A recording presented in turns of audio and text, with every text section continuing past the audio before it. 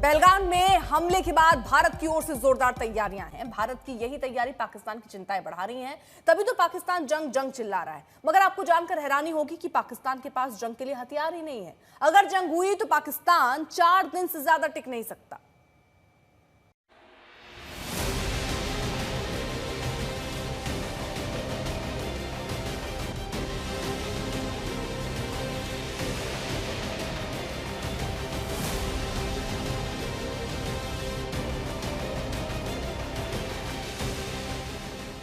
घर में नहीं है दाने और पाकिस्तान चला है भारत को धमकाने।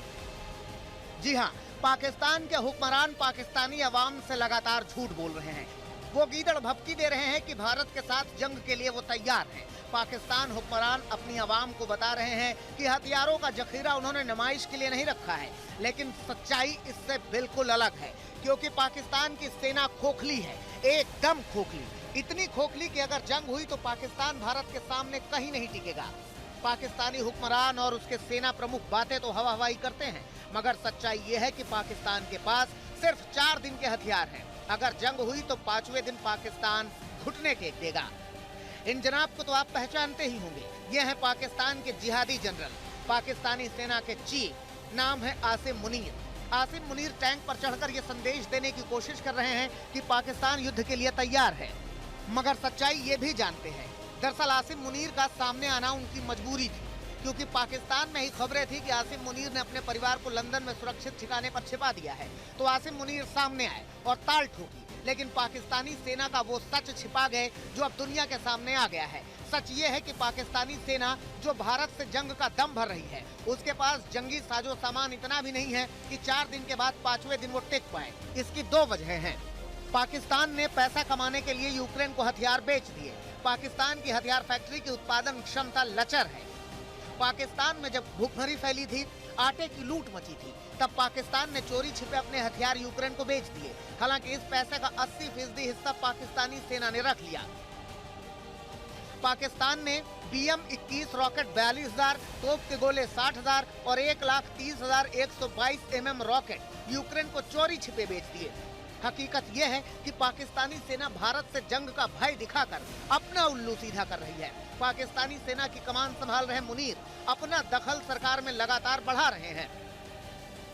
पाकिस्तानी फौज युद्ध चाहती है, मकसद है सत्ता और सरकारी खजाने पर उसकी पकड़ और मजबूत हो। शहबाज सरकार के मंत्रियों पर भी मुनीर लगातार दबदबा बढ़ा रहे हैं।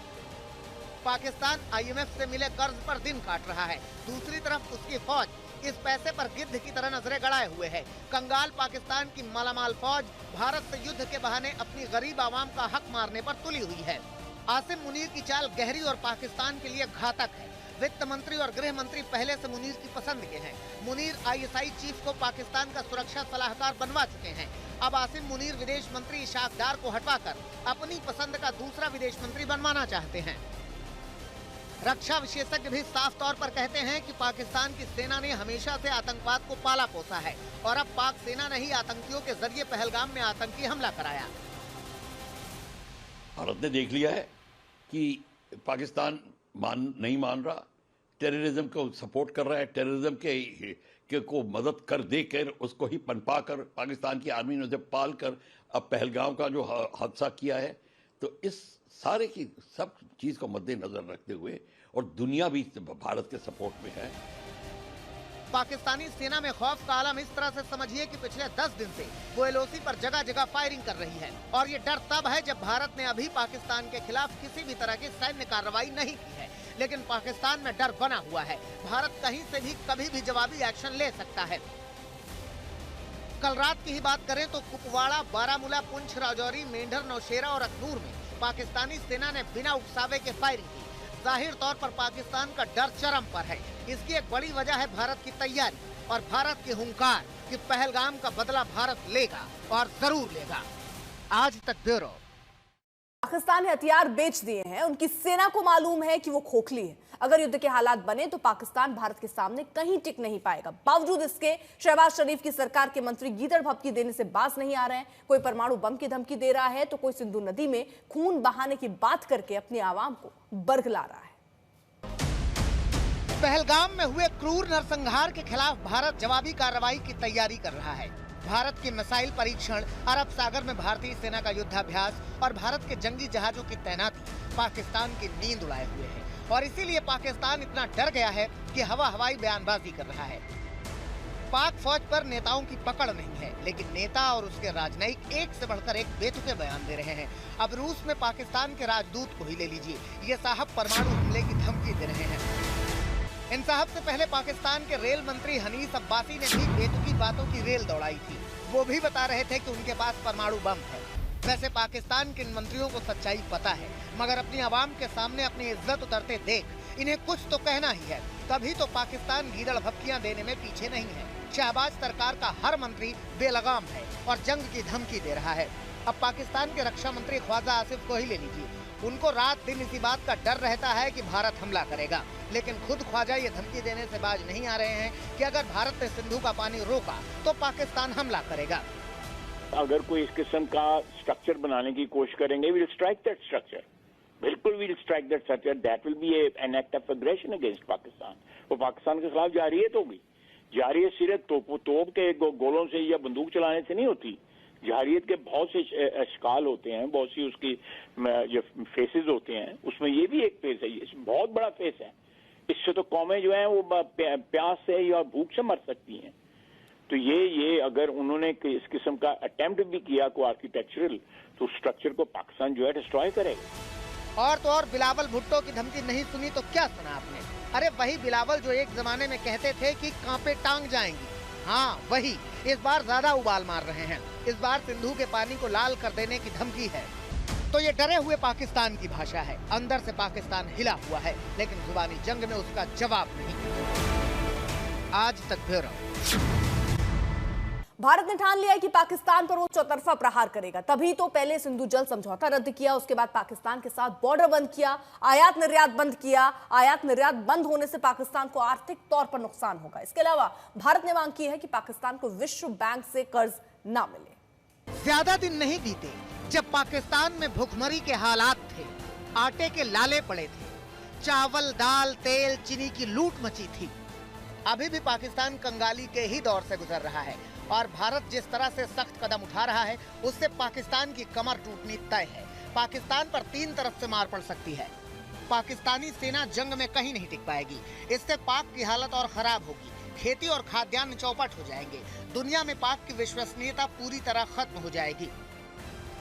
भारत ने एक के बाद एक ऐसे फैसले किए हैं जिससे पाकिस्तान में बदहाली, भुखमरी के हालात आने तय हैं।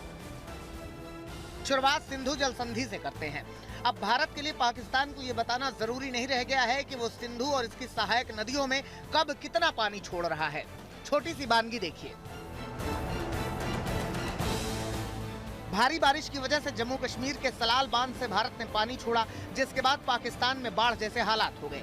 जम्मू कश्मीर में बारिश के चिनाब नदी का जलस्तर सामान्य से 5 से 7 फीट ऊपर बह रहा है, जिसके बाद पीओके के निचले इलाकों में बाढ़ का खतरा मंडरा रहा है। सुरखपुर, हेडमराला, उड़ी, मारी खोखरा, बहलोलपुर और गंगवाल जैसे इलाकों में अलर्ट जारी कर दिया गया है। उधर झेलम नदी भी उफान मार रही है और उसकी लहरों से पीओके में दहशत देखी जा सकती है। मुजफ्फराबाद के लोग डरे हुए हैं। नदी ने एक ही रात में 8 से 10 फीट तक उफान मारा। पाकिस्तान के डिप्टी पीएम इशाक डार तो बिना किसी लाग लपेट के कह चुके हैं कि हम जंग कैसे लड़ेंगे, हमारी अर्थव्यवस्था पहले से ही चौपट है। अब भारत ने कंगाली में पाकिस्तान का आटा गीला करने का दूसरा इंतजाम भी कर लिया है।